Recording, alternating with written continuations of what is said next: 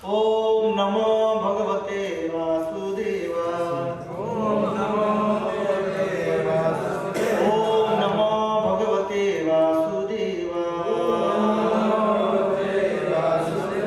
नमो भगवते वासुदेवाय। अज्ञानतिमिरान्धस्य ज्ञानाञ्जनशलाकया चक्षुरुन्मीलितं येन तस्मै श्रीगुरुवे नमः। श्रीचैतन्यमनोभीष्टं स्थापितं भूतले स्वयं रूपं कदा मह्यं ददाति स्वपदान्तिकं। वन्देऽहं श्रीगुरुं श्रीगुरुं वैष्णवांश्च श्रीरूपं साग्रजातं सहगणरघुनाथान्वितं तं सजीवं साद्वैतं सावधूतं परिजनसहितं कृष्णचैतन्यदेवं श्रीराधाकृष्णपदानसर्वगुणनिताश्रीशकान्वितांश्च।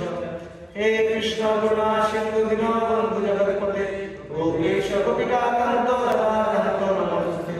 तप्त काञ्चन गौराङ्गी श्रीराधे वृन्दावनेश्वरी विश्वभानुसुते देवी रामानुजते।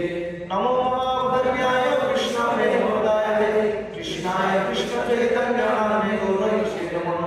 जय श्री कृष्ण चैतन्य प्रभु नित्यानंद श्री अद्वैत गदाधर शिवासादि गौरभक्तवृंद। हरे कृष्णा कृष्णा कृष्णा हरे हरे हरे राम राम हरे। नारायणं नमस्कृत्यं नरं चैव नरोत्तमं देवीं सरस्वतीं व्यासं ततो जयमुदीरये। नष्टप्रायेषु सर्वेषु नित्यं भागवतसेवया भागवतोत्तमं श्लोके भवति भवति नैष्ठिकी।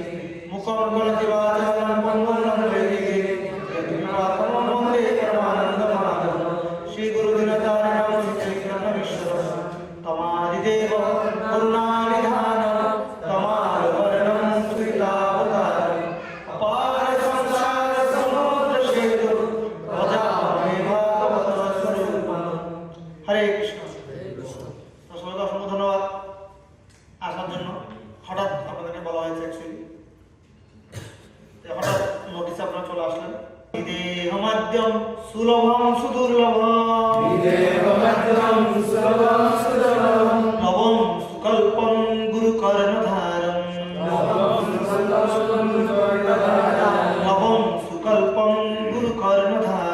নবম সুকল্পম গুরু কর্ণধারম ময়া অনুকূলেন নবশেতৈরিতম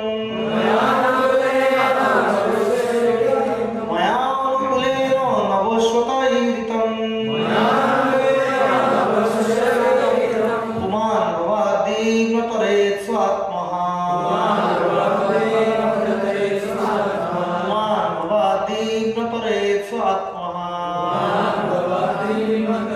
স্বাত্মঃ দেহমাদ্যম সুলভম সুদুর্লভম নবম সুকল্পম গুরু কর্ণধারম ময়া অনুকূলেন নবশ্বতৈরিতম পুমাन् ভবাদ্দীনতরেৎ স্বাত্মঃ দেহমাদ্যম সুলভম সুদুর্লভম নবম সুকল্পম গুরু কর্ণধারম ময়া অনুকূলেন নবশ্বতৈরিতম পুমাन् ভবাদ্দীনতরেৎ স্বাত্মঃ।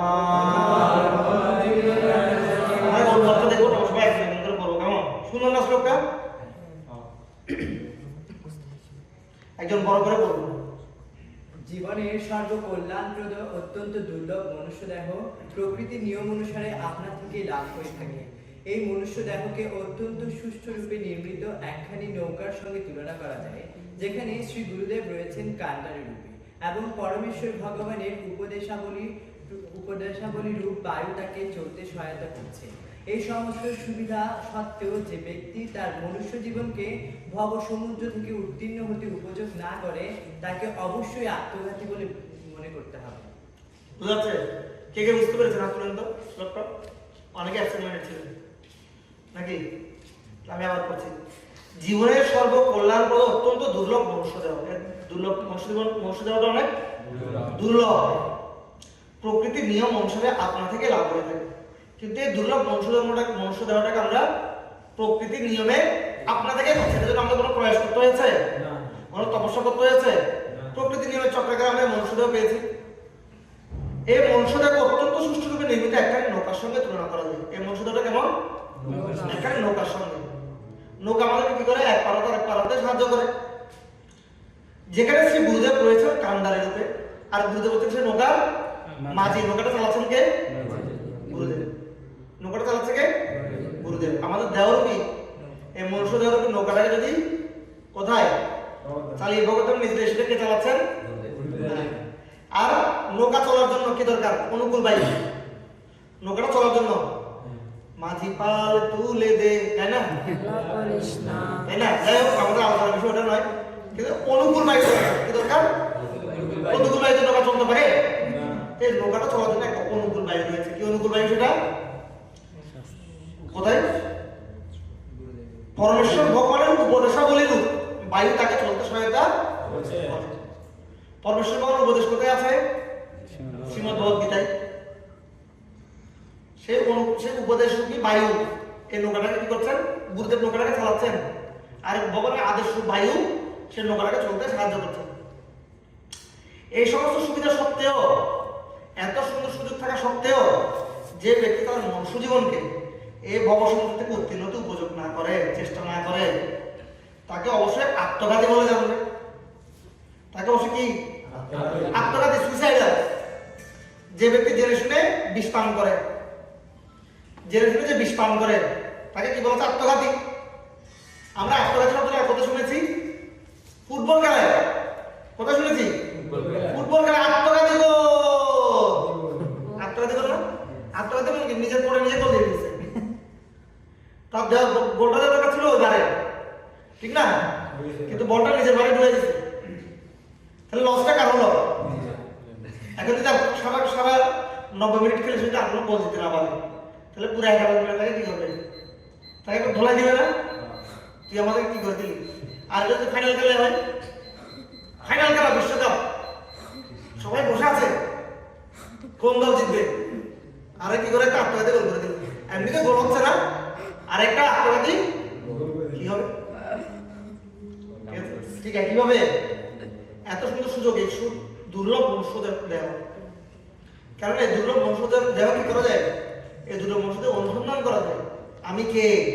আমি এই জগতে কেন এসেছি? এই জগতে আমি কেন কষ্ট হচ্ছি? এবং সেটা অনুসন্ধান করে সেটা সলিউশন করা যায়, যেটা অন্য কোনো জনিতে সম্ভব নয়। আর সেটা সলিউশন করার জন্য একজন ব্যক্তিও আছে নিয়োজিত, সেটাকে গুরুদেব। এবং পরমেশ্বর ভগবান তার বাণীগুলোকে দিয়ে গেছেন আমাদের কাছে, অনুকূল বায়ু। এত সুযোগ থাকা সত্ত্বেও যে ব্যক্তি এই সুযোগ সৎ ব্যবহার করে না, সে আলটিমেটলি আত্মঘাতী। জেনে শুনে বিষ পান করছে, জেনে শুনে। আমি জেনে শুনে বিষ করেছি পান, কেমন? আমি রবীন্দ্রসঙ্গীত, আমি জেনে শুনে বিষ করেছি পান। জেনে শুনে কেউ বিষ খায়? কিন্তু আমরা সবাই জেনে শুনে বিষ খাচ্ছি। এই যেখানে আমরা যারা আছি, কতগুলো দুর্লভ মনুষ্যজন্ম পেয়েছি, আর পাওয়ার পরে অলরেডি এটা আয়ুষ্কাল হয়ে গেছে, কারণ 18 বছর, 19 বছর, 20 বছর, 21 বছর, 22 বছর। কিন্তু এখনো পর্যন্ত আমরা সেই আমাদেরকে যে সুযোগ সুবিধা দেওয়া হয়েছে, এই মানব জীবনের যে স্পেশাল ফিচার অনুসন্ধান করা, আমরা সেটাকে অনুসন্ধান করিই নি এখন। আমরা কেউ জীবনে প্রশ্ন করেছি কখনো? আমি কে? জগৎ আমরা কেন এসেছি? করেছি কি? মন্দিরে এসে ভক্তি করার পরে কিন্তু আমরা আলটিমেটলি অনেস্টলি কিন্তু আমরা এখন এই প্রশ্নের আনসারটা কি কেউ খুঁজছি না। খুঁজলে আমরা অনেক সিনসিয়ার হয়ে যেতাম। আমরা এখন এই জগৎকে উপভোগ করতে ব্যস্ত। এখন এই জগৎ তথাকথিত মাস্তি, হ্যাপিনেস আমাদেরকে টানছে।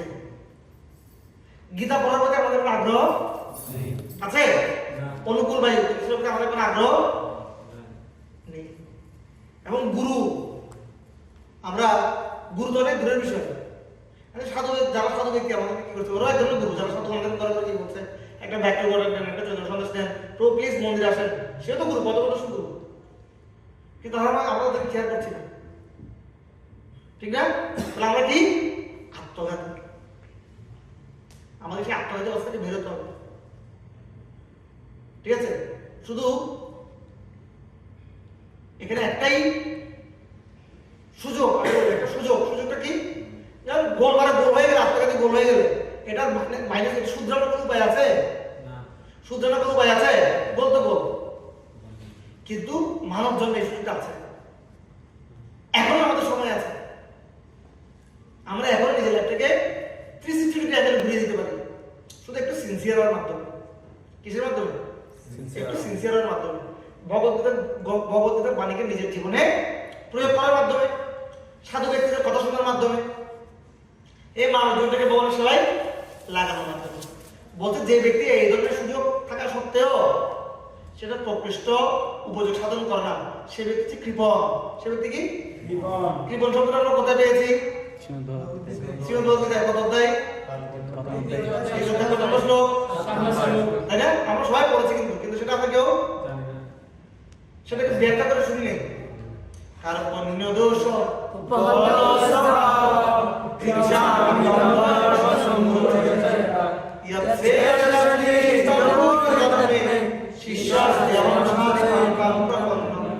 You know this slow? Wow. So, কার্পণ্য দোষ উপগত স্বভাব। অর্জুন বলছে, ভগবান কার্পণ্য যদি দোষের প্রভাবে আমার বুদ্ধি কি হয়ে যাচ্ছে, বিভ্রান্ত হয়ে যাচ্ছে, এবং পৃচ্ছামিতাম ধর্ম সম্মূঢ়, আমি ধর্ম সংকটে পড়ে গেছি। ধর্ম সংকট মানে কি করা উচিত, কি করা উচিত না, এটা আমি বুঝতে পারছি না, কনফিউজড। ইয়ৎ শ্রেয় সৎ নিশ্চিতম বৃতমে, আমার জন্য কোনটা শ্রেয় সেটা আপনি আমাকে কৃপা করে বলুন। অর্জুন বলছে। তা কার্পণ্য যদি দোষ, কার্পণ্য মানে কৃপণ। এখানে অর্জুনের কৃপণতা কোথায়? কৃপণ কাকে বলে দেখি? আব্দুল আনসার কিন্তু কৃপণ কে? কৃপণ কৃপণ কাকে বলা হয়? কৃপণ কে? যে কুকুর বিড়ালের মতন জীবনযাপন করে। আচ্ছা, তার সমর্থ আছে কিছু দেওয়া, হ্যাঁ, সে দিচ্ছে না। ওকে, আমি বলতে চাই কৃপণতা আছে মানে কাউকে কৃষ্ণ ভক্তি, নিজে কৃষ্ণ ভক্তি করো, কাউকে কৃষ্ণ ভক্তি দেবে না। জেনারেল মিনিং কি? জেনারেল মিনিং মানে কিপটা মানে ওই যে কিসের করে বলতে, যার সামর্থ্য আছে, যার কিন্তু দিতে, এবং অর্জুন সে একজন বীর ছিল, তার সামর্থ্য ছিল যুদ্ধ করার, কিন্তু সামর্থ্য থাকা সত্ত্বেও সে যুদ্ধ করতে পারছে না। কারোর কাছে 1 লাখ টাকা আছে, কিন্তু সে খরচ করতে চায় না। ঠিক আছে, একজন ব্যক্তি তার অনেক বেশি চট করে দিতে পারে, সাপোজ মানে আমি যখন জলদা দিচ্ছিলাম, একজন ব্যক্তি আমাকে বলছে, এত কিপটে বলছে, আমি প্রতিদিন সন্ধ্যায় চট করে দোকানের সামনে যাই, গিয়ে অন্যরা খায়, আমি তৃপ্তি নিয়ে চলে আসি,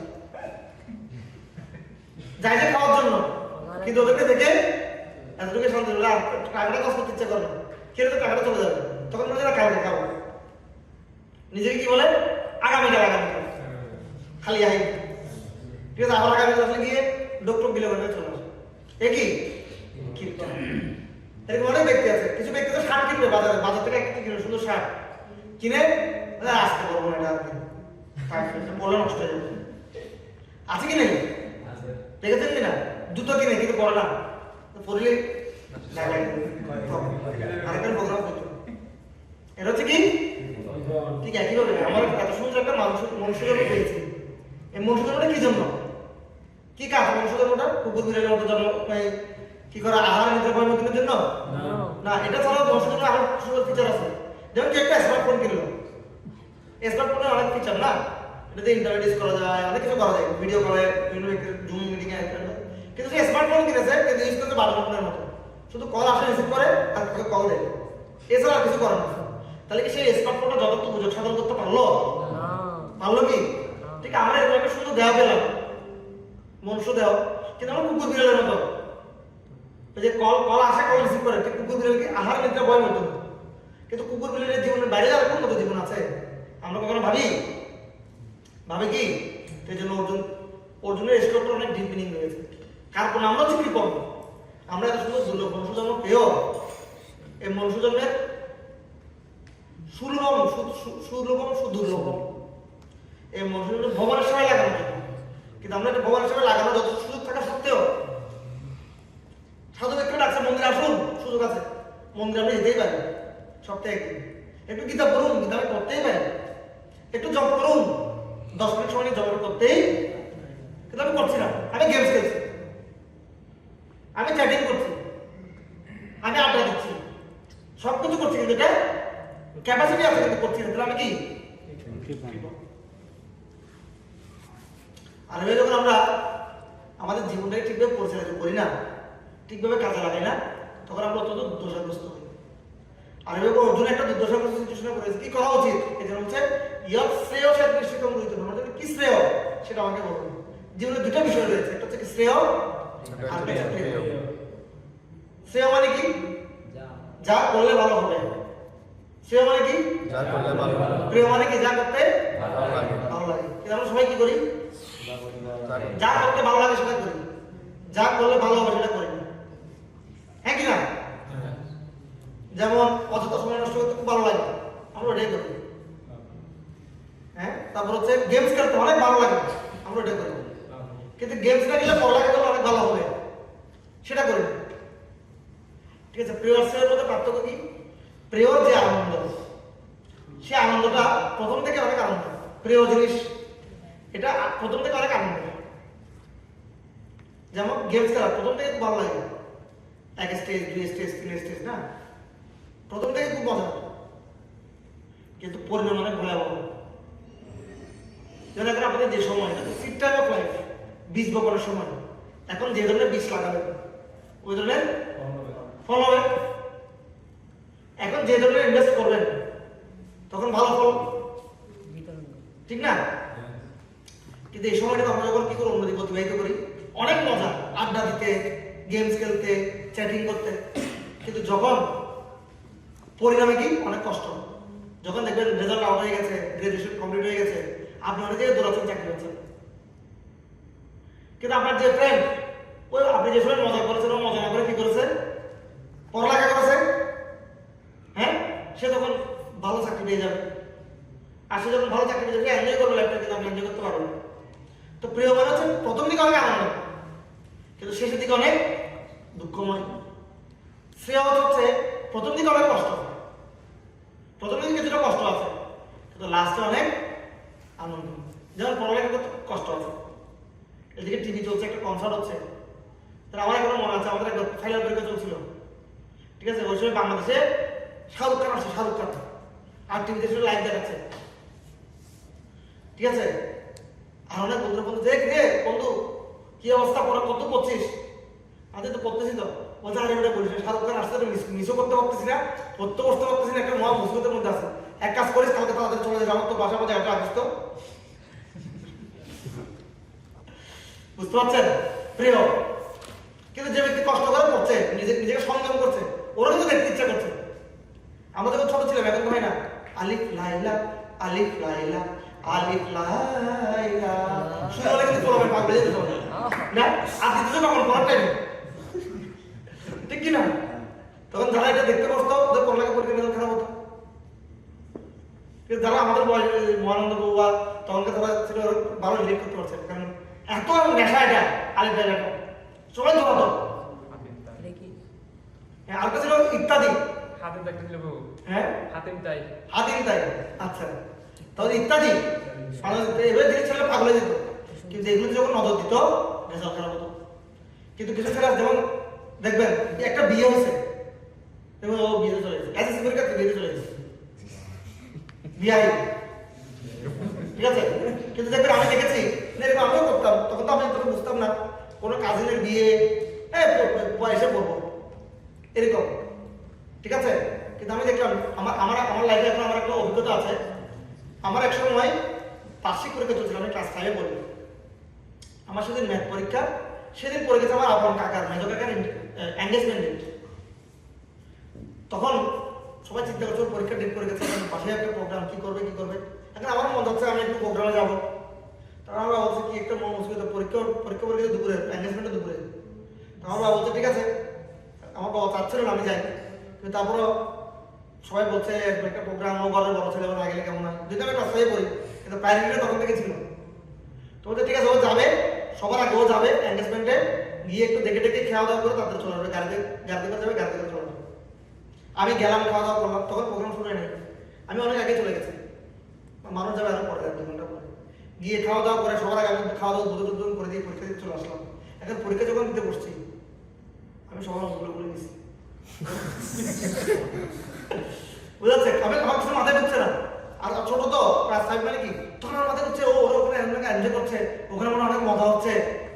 হ্যাঁ, আমি যদি ওখানে যেতে পারতাম।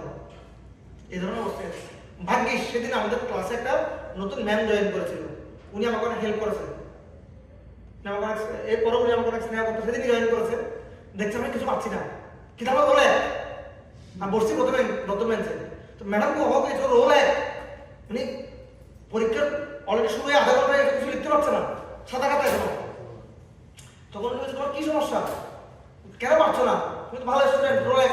আমি বুঝতে পারছি না, আমার মাথা কাজ করতেছে না, আমি বুঝতে পারছি আমি সব ভুলে গেছি। তো বলছে তুমি মাথা ঠান্ডা করো, আর আস্তে আস্তে কুল কুল কুল কুল মাথা, হ্যাঁ একটু একটু একটু বসাও, মনটা বসাও, চিন্তা করো, এভাবে করে আমাকে হেল্প করতে পারে। পরীক্ষা ভালোভাবে দিয়ে আসলাম। তো এই ধরনের প্রিয় দিকে দূরালে সেটা কি হয়ে যাবে, মিস হয়ে যাবে। ঠিক আছে, সবসময় সব জায়গায় সব কিছু এনজয় করতে হবে এরকমটা নয়। অনেক কিছু প্রভু আমরা অনেক কিছু মিস করে ফেলছি। হ্যাঁ, আপনি এখন মিস করছেন, কিন্তু ভবিষ্যতে অনেক কিছু পাবেন। আজকে যারা অনেক কিছু এনজয় করছে, ওরা ভবিষ্যতে অনেক কিছু হারাবে, ওরা অনেক কিছু হারাবে। যেমন আপনার যারা ক্লাসমেট আছে দেখবেন, ওরা এখন মন দিয়ে পড়ালেখা করছে, আর আপনি ধরেন গেমস খেলছেন, এই করছেন বা বিভিন্ন জায়গায় সময় নষ্ট করছেন।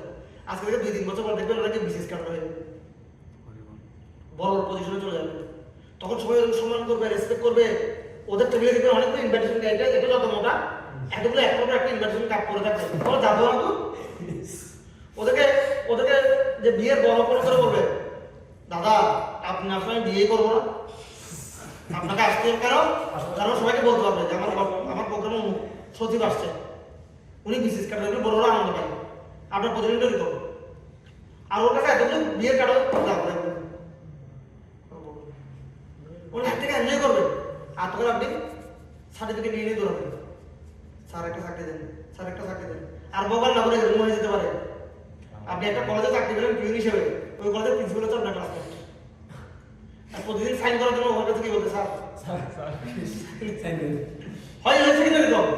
আমার প্ল্যান রয়েছে যে আমি যখন ক্যাসারে ছিলাম, আপনাদের বাঙালির একজন ছেলে, বাঙালির মানুষ, এখন দেওয়া সালাউদ্দিন সাহেব, উনি তখন আমাদের ক্যাসারের মেকানিক্যাল ডিরেক্টর ছিল। উনি একদিন আমাদের প্ল্যান্টে উনি ক্যাশ কেলে অবস্থা আমাদের ক্যাবে লেগেছে। আর সেখানে যিনি সিকিউরিটি অফিসার, তিনি আমাকে বলছেন উনি তো ভিজিট করে চলে যাবেন, বলছে যে এখানে আসলে সালাউদ্দিন স্যার, হ্যাঁ বলছে আমরা একই বাড়ি, ভালো লাগে আমাদের বাড়ি, আমরা একই স্কুলে পড়ালেখা করছি, ক্লাসমেট। তখন আমি মনে করছি যে একটা এমব্রেসিং সিচুয়েশন না, বলছে এখন আমার সালাম দিতে হয়। উনি কোম্পানির ডিরেক্টর, আমি সিকিউরিটি অফিসার। উনি যখন আসে বলতে আমাকে কি করতে হয়, কিছু লজ্জা ভাই আপনাকে বলে বোঝাতে পারবো না, আসলে খুব এমব্রেসিং, আসলে খুব বিব্রত কর না। বলছে পাত্র চাকরি ছেড়েও দিতে, আর প্রতিদিন আসে কিছু যখন নতুন চাকরি দিতে, এরকম সিচুয়েশন হতে পারে। কেন প্রিভিয়াসলিও ওই সময়টা ওই ব্যক্তি তপস্যা করেছে, আজকে যেটা ফল ভোগ করছে, আর আপনি তপস্যা করবেন না, আপনি ফল ভোগ করবেন এরকম। তখন দেখেন ছোট্ট একটা আলাদা জন্য সারা জীবন আপনাকে কষ্ট করতে হবে। আর এখন ছোট কষ্ট করেন, তখন সারা জীবন আপনি কি করবেন। একইভাবে এটা জাগতিক জীবনের কথা বললাম, পারিবারিক জীবনে এমন, কারণ বয়সটা চলে যাচ্ছে। এখন আপনার যে ডিটারমিনেশন, এখন আপনার যে শক্তি, যে তাকত আপনার মধ্যে, এখন যে কনসার্ন মনোযোগের পাওয়ার, সেটা আগামী 8-10 বছর থাকবে না। এখন আপনি যতটা ফ্রি আছেন, 8-10 বছর পর অতটা ফ্রি আপনি থাকতে পারবেন না। ঠিক আছে, আর যে জিনিসগুলো এখন প্র্যাকটিস করছেন ওগুলো আপনার কালচারে পরিণত হয়ে যাচ্ছে। আমরা তো যা চিন্তা করি সেটা বাক্যে পরিণত হয়। কি বললাম, যা চিন্তা করি সেটা বাক্যটা কিসে পরিণত হয়, কাজে পরিণত হয়। আর কাজটা কিসে পরিণত হয়, অভ্যাসে পরিণত হয়। অভ্যাসটা কিসে পরিণত হয়, কালচারে পরিণত হয়। আর কালচারটা কিসে পরিণত হয়, ক্যারেক্টারে পরিণত হয়। তো এখন আপনি যেটা প্র্যাকটিস করছেন সেটা আগামী 10 বছর পর গিয়ে আপনি চেঞ্জ করতে পারবেন না। তখন বক্তারা আপনাকে এসে বলবে সেটা চেঞ্জ করার জন্য, ঠিক আছে। আমাদের বক্তা আমাকে এসে প্রভু আর 10 বছর পর স্কুলটা দেখা পেতাম, প্রভু তারপরে 10 বছর আগে আর 10টা বছর আগে স্কুলে দেখা পেতাম, আমার লাইফটা খুব অন্যরকম হতো। এখন তো কিছু চেঞ্জও করতে পারতেছি না, একদম এমনভাবে আটকে গেছি মানে মাকড়সার জালের মতো, এটা কেটে বাইরে হতে পারছে না, তখন এরকম মনে হয়। এই জন্য একটা সিট টাইম অফ লাইফ, পারমার্থিকতা এটা যথার্থ সময়। শুধু এটার জন্য না, জনজাতি সব কিছু অ্যাডভার্টাইজমেন্ট কাদের জন্য হয়? কাদের জন্য? যুবকদের জন্য অ্যাডভার্টাইজমেন্ট না, সব অ্যাডগুলো কাদের জন্য? বিদ্যুতের জন্য করে অ্যাড দেয় খুব কম, সব অ্যাড যুবকদের জন্য, কারণ এটা প্রকৃষ্ট সময়, যে কোনো ধরার সময়টা তো যুবক সময়। ঠিক আছে, আমাদের কমলোচন প্রভু বলে খুব সুন্দর, বলছে এখন যদি কাউকে একটা সিগারেট খাওয়াই দেওয়া যায় যুবক, বলছে বৃদ্ধকে সিগারেট খাওয়াই কি হবে বাধ্য কদিন, বলছে এই যে 12-14 বছরের তোকে সিগারেট খাওয়াই দেওয়া যায় একটা, সারাদিন টান দেও আজ বলে কাস্টমার।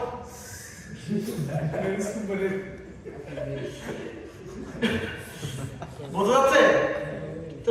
যুবক বয়সের সবাই যুবকদেরকে ধরার জন্য বসে আছে। শিলা প্রভাতকে বলা হচ্ছে একবার, শিলা প্রভাত আপনি কেন যুবকদেরকে নিয়ে এত টানাটানি করছেন? বক্তৃতা করবো বৃদ্ধরা। তখন শিলবোধ বলছে স্কুলগুলোতে কারা যায়? যুবকরা কম বয়সে। কেন? বলছে কারণ সবকিছু শিকার প্রকৃষ্ট সময় হচ্ছে, বক্তৃতা শিকার প্রকৃষ্ট হচ্ছে যৌবনকাল, বৃদ্ধকালের নাম। এই জন্য আমরা যুবকদেরকে ধরছি, বুঝতে পারছেন?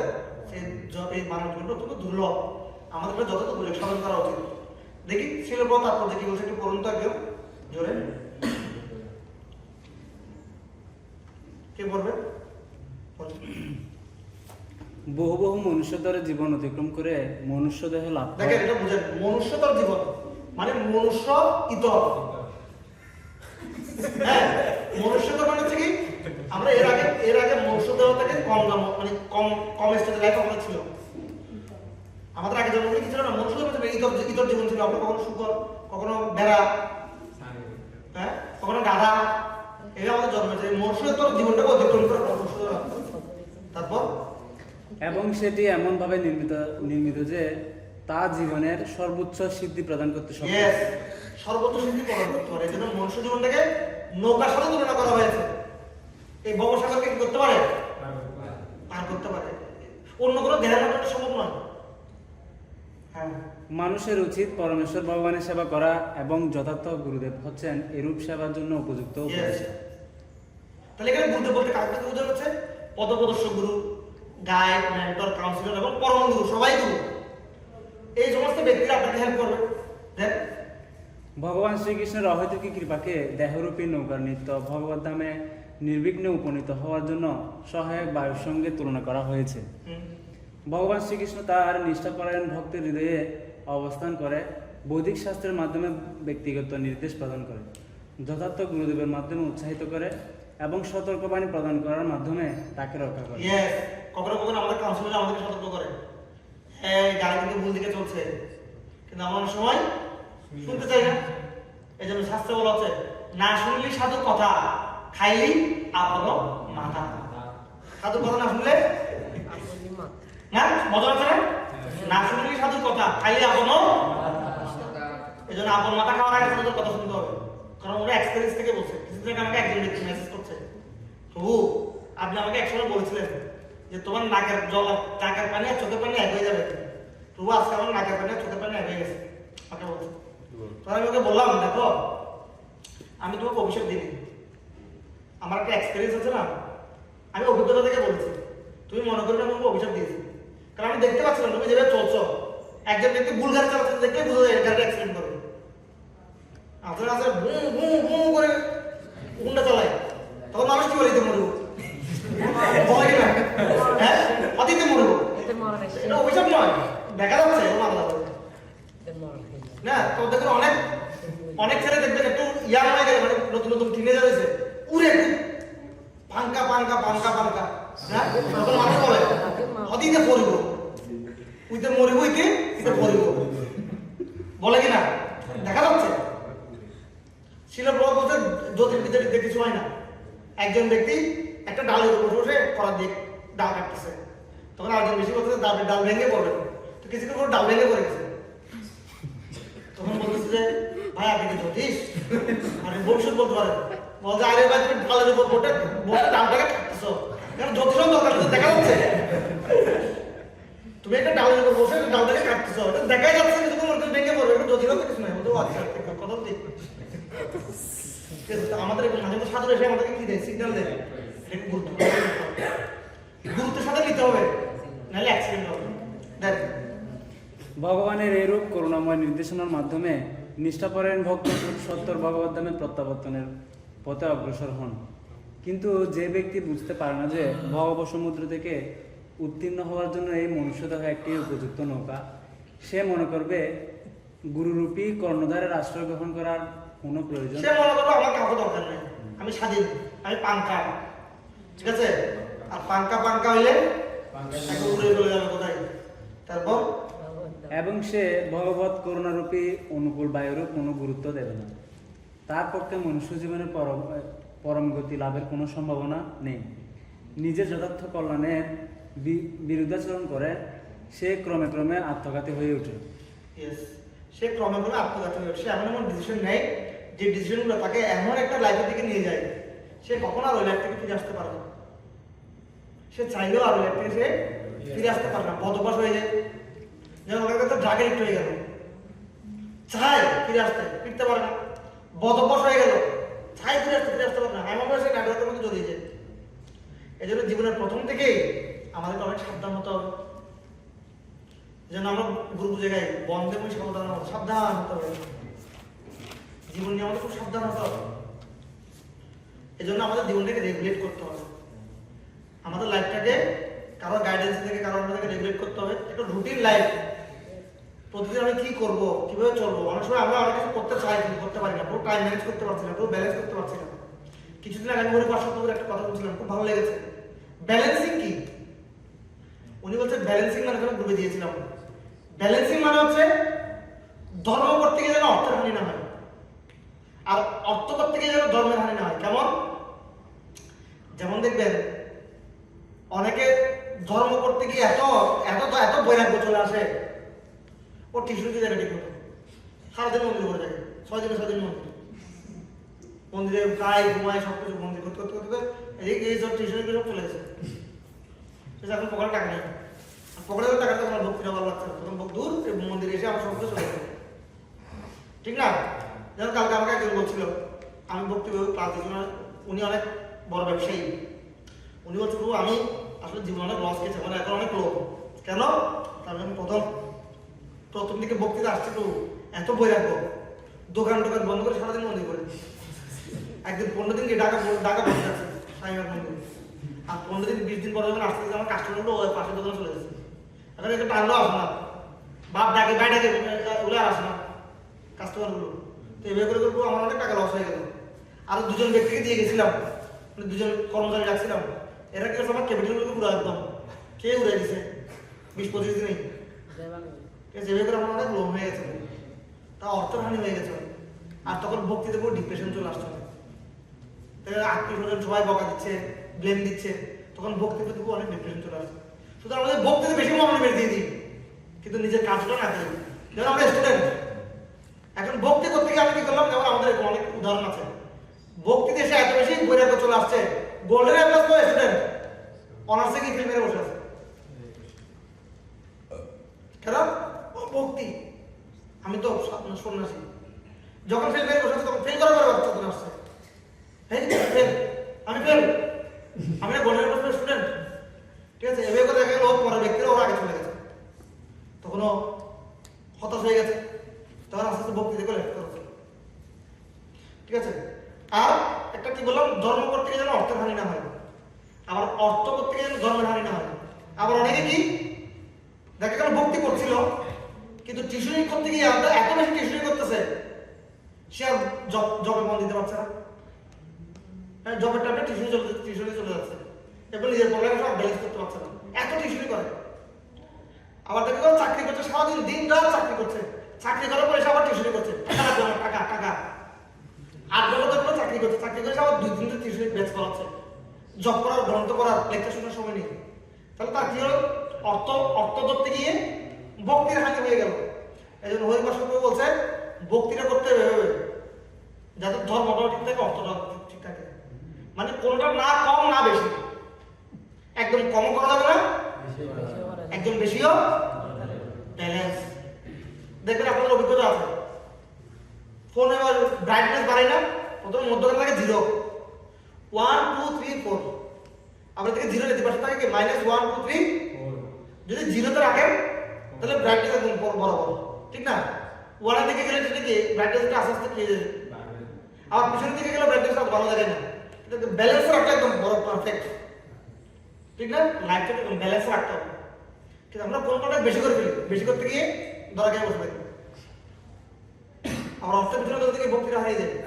এই জন্য ব্যালেন্স অনুযায়ী করতে হবে, দিন রাত টাকার পিছনে ধরতে হবে, যতটুকু সন্তুষ্ট, ঠিক আছে? গোল করতে বলো, ভগবান যতটুকু দিচ্ছে সন্তুষ্ট, কিন্তু বেশি দৌড়াতে গেলে কি হবে, ভক্তি আমাদের নষ্ট হয়ে যাবে। যাই হোক, আমরা অনেক আলোচনা করলাম, আজকে অনেক রাত হয়ে গেছে, এই জন্য আমরা মনুষ্য জন্ম পেয়েছি ভাই, সবাই এখানে 18-20 বছর চলে গেছে ঘুমের মধ্যে, ঠিক আছে? সো আর সময়টাকে অপচয় করা যাবে না, অনেক হয়ে গেছে, অনেক 84 লক্ষ জন ভ্রমণ করে গুরুর সাধুগুরু বৈষ্ণবের করুণায় কৃপায় আমরা এই দুর্লভ মনুষ্য জন্মটা পেয়েছি। এই দুর্লভ মনুষ্য জন্ম পেয়াটার পরও যদি আমরা হেলায় সেটা হারাই, তাহলে আমাদের মতো দুর্ভাগ্য ব্যক্তি আর কেউ হবে না। এই জন্য প্রত্যেকটা টাইম অনেক ইম্পর্টেন্ট, যে সময়টা চলে যাচ্ছে সেটা বলছে হাজার হাজার স্বর্ণ মুদ্রা দিয়ে এটা কখনো ফিরে আসবে না, ঠিক আছে? সেটা প্রত্যেকটা টাইম হিসেব করে করে আমাদের খরচ করতে হবে। এটাকে আমি কৃষ্ণবিহীন অন্য কোথাও ইনভেস্ট করে দিচ্ছি, সময়টাকে এমন কোনো জায়গায় দিচ্ছি যেটা কোনো ফল নেই, ঠিক আছে? আর আমাদের যে কোনো কিছু করি না কেন, অন্যের সাথে যারা সিনিয়র আছে, সিনসিয়ার আছে, ওদের সাথে চেক করে নিতে হবে। যেমন দেখুন, আপনার সুন্দর একটা ছেলে কিছুদিন আগে যা করলো না, সুইসাইড করে, কেন করলো? কারণ তার লাইফের প্রবলেমটাকে সলভ করার মতো আসলে তার কেউ ছিল না, আর সে ঢুকতে ঢুকতে এমন ভিতরে ঢুকে গেছে, সুইসাইড করার তার কোনো গতিও ছিল না, তার সুইসাইডের ট্রাই করেছি না, আপনারা অনেকেই করেছেন। সে অর্থের পিছনে দৌড়াতে গিয়ে এত বেশি এটার সাথে অ্যাবজর্ব হয়ে গেছে, ওখান থেকে ফিরে যাওয়ার কোনো পথ নেই, মৃত্যু ছাড়া সেখানে আর কোনো পথ দেখা যাচ্ছে না। আমরা যেন এমন কোনো লাইফ বেছে নেন, এই জন্য পদে পদে আমাদের কি করতে হবে, অন্যদের অ্যাডভাইস নিতে হবে, ঠিক আছে? তা আপনারা সবাই এই শ্লোকটা একবার পড়বেন, তারপর আমরা শেষ করবো, কি বলেন? শ্লোকটা খুব সুন্দর, আমার শুনতে খুব ভালো লাগে শ্লোকটা, ঠিক আছে? এদিক থেকে শুরু করবো। নিদেহমাদ্যম সুলভম সুদুর্লভম নিদেহমাদ্যম সুলভম সুদুর্লভম লবম সুকল্পম গুরুকর্ণধারম ময়ানুকূলেন নবসততিরম উমার ভবতিম নতরেৎস আত্মা তো এটা কি হবে? কুমার কুমার ভবাদ্দিম ন তরেৎস আত্মা। নিদেহমাদ্যম সুলভম সুদুর্লভম লবম সুকল্পম গুরুকর্ণধারম ময়ানুকূলেন নবশ্বতরিতম পুমাन् ভবাব্দিম নতরেৎস আত্মঃ। আরেকজন হৃদেহমাদ্যম সুলভম সুদুর্লভম লবম সুকল্পম গুরুকর্ণধারম ময়ানুকূলেন নবসতরিতম পুমাन् ভবাদ্দিম নতরেৎস আগে বলতে চান, স্বেচ্ছায় হ্যাঁ স্বেচ্ছায় আগে বলতে চান, ওই যে নিদেহমাদ্যম সুলভম সুদুর্লভম লবম সুকল্পম গুরুকর্ণধারম ময়ানুকূলেন নবসতরিতম পুমাन् ভবদ্ধিম নতরেৎস আত্মা।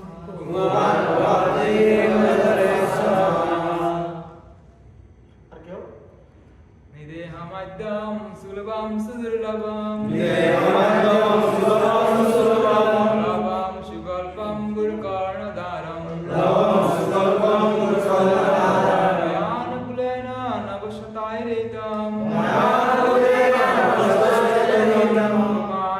ভবাব্দিম ন তরেৎস আত্মঃ পুমাन् भवतीं न तरेत्स লাস্ট আপনার কাছে শুনে শেষ করবো। হ্যাঁ। विदेहम् अद्यं सुलभं सुदुर्लभं विदेहमद्यं सुलभं सुदुर्लभं सुकल्पं गुरुकर्णधारम्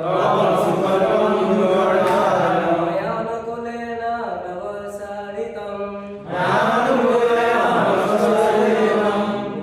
भवन्तीं न तरेत्स ঠিক আছে, তাহলে আপনাদের শ্লোকটা শিখে ফেলবেন সবাই। খুব সুন্দর শ্লোক। দেখেন, আমি সবসময় বিশ্বাস করি শ্রীমদ্ ভাগবত শ্লোকগুলো হচ্ছে একজন ব্যক্তি, এক একটা শ্লোক ব্যক্তির মতো। এই শ্লোকগুলো যদি আমরা শিখি মনোযোগ দিয়ে, এগুলো একসময় আমাদের সাথে কথা বলবে। আমাদের যখন দুঃসময় আসবে তখন এই শ্লোকগুলো আমাদের নিজে থেকে উচ্চারিত হবে অটোমেটিক। আমাদেরকে বলবে এই দেখো শ্লোকটা কত সুন্দর, ঠিক আছে, এই দেহটা হচ্ছে অত্যন্ত দুর্লভ, এই দেহের এত সমস্ত সুযোগ, গুরুদেব হচ্ছে এটা কান্ডারি, ভগবানের আদেশ হচ্ছে এটা অনুকূল বায়ু। যে ব্যক্তি এই দেহের সদুপযোগ করে না সে আত্মঘাতী। তখন দেখবেন অনেক বড় বড় বিপদ থেকে আপনি বেঁচে যাবেন। এই জন্য শ্লোকগুলো সঙ্গগত, শ্লোকগুলো স্বয়ং ভগবান। ঠিক আছে, এই শ্লোকে শিখে ফেলবেন। 11 স্কন্ধ 20 নম্বর অধ্যায় 27 নম্বর শ্লোক, 17 নম্বর শ্লোক। খুব সুন্দর শ্লোক, আমার খুব ভালো লাগে। মানে শ্লোকটা এত সুন্দরভাবে রচনা হয়েছে, খুব সুন্দর। ঠিক আছে, জয় জয় জগৎগুরু শিল প্রভুপাদ কি। কোনো প্রশ্ন আছে? আর কোনো প্রশ্ন বা কোনো কিছু জানার আছে? নেই?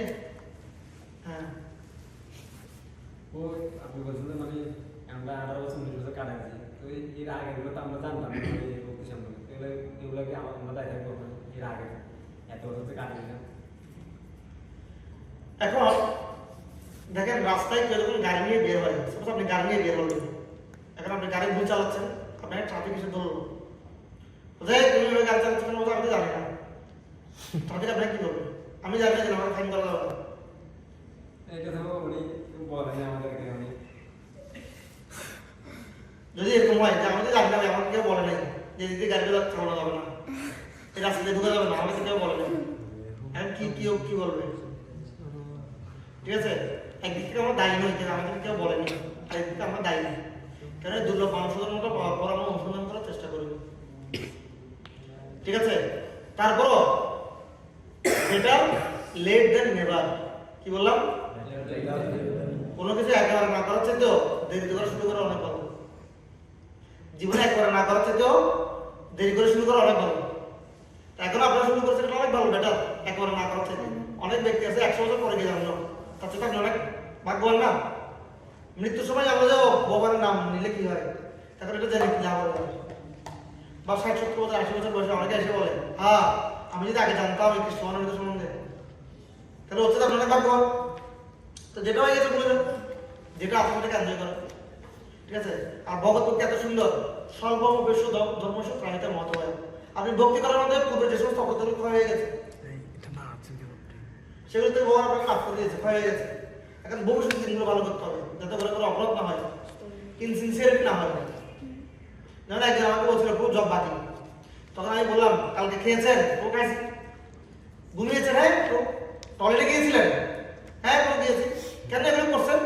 এগুলো ইম্পর্টেন্ট না? এগুলো ইম্পর্টেন্ট। জবটা করেন নাই মানে কি? চুপ করে আছে। তারপরে জবটা ইম্পর্টেন্ট নয় আপনার কাছে, তখন ভগবান আমাদের তোমার কাছে ইম্পর্টেন্ট নয়, আমি তোমার কাছে ইম্পর্টেন্ট নয়, তো তোমার প্রার্থনা কেন আমাকে শুনতে হবে? আমি কি বাধ্য তোমার প্রার্থনা শুনতে? আমি তো তোমার প্রার্থনা শুনতে বাধ্য নয়, আমি তোমার প্রার্থনা শুনতে বাধ্য নয়, কারণ আমি তোমার কাছে ইম্পর্টেন্ট নই। যে ব্যক্তি আমাকে ইম্পর্টেন্স দিচ্ছে আমি তার কথা শুনবো, যে ব্যক্তি আমাকে ইম্পর্টেন্স দিচ্ছে আমি তার কথা শুনবো।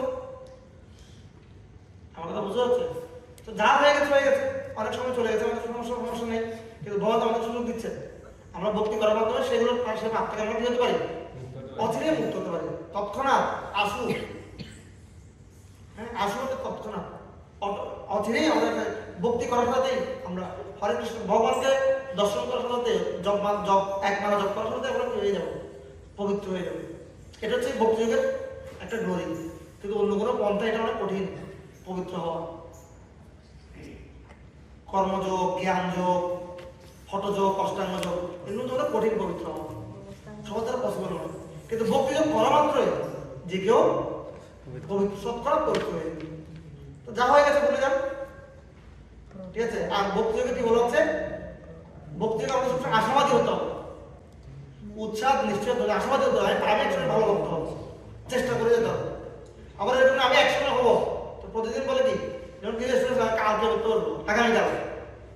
আজকে যখন আসবে আমি বলছি আগামীকাল করতে পারবো, আগামীকাল কালকে, আগামীকাল করতে পারবো, আগামীকাল কালকে, এরকম করে না করতে পারবো। তো ওরকম আমার সিনসিয়ার যেন না হয়। আমি একসময় ভালো ভক্ত হবো, তো চলুক না, একদিন হবো তো ভালো ভক্ত, এরকম না নিজে থেকে সিনসিয়ার না, আমাকে ভালো কিছু করতে হবে।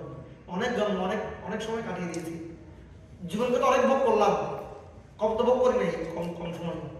এবার একটু ভক্তিটা করি। আর ভক্তিটা আসলে আমরা তো ভোগের বাইরে, ভক্তি তো সব ভোগ। ভক্তিকে আমরা আগে থাকি, হতযোগ, অষ্টাঙ্গ যোগ এগুলো করলেও দেখেন দিনের পর দিন আগে থাকে, অনেকটা অবসর করতে হয়। যেখানে সব সুযোগ আছে, জিহ্বা তৃপ্তির সুযোগ আছে, ইন্দ্রিয় তৃপ্তির সুযোগ আছে, আছে কি নেই? সব করার পর আপনি ভগবানকে পাচ্ছেন, এর থেকে আর সুবর্ণ সুযোগ কি হতে পারে? কোনো কিছু তো আপনাকে বাদ দিতে হচ্ছে না, তাই না? আপনাকে লক্ষণ করতে তপস্যা করতে হচ্ছে না, না ঘুমিয়ে থাকতে হচ্ছে না। এই জন্য সুযোগ সুযোগ গ্রহণ করা হচ্ছে। বছরে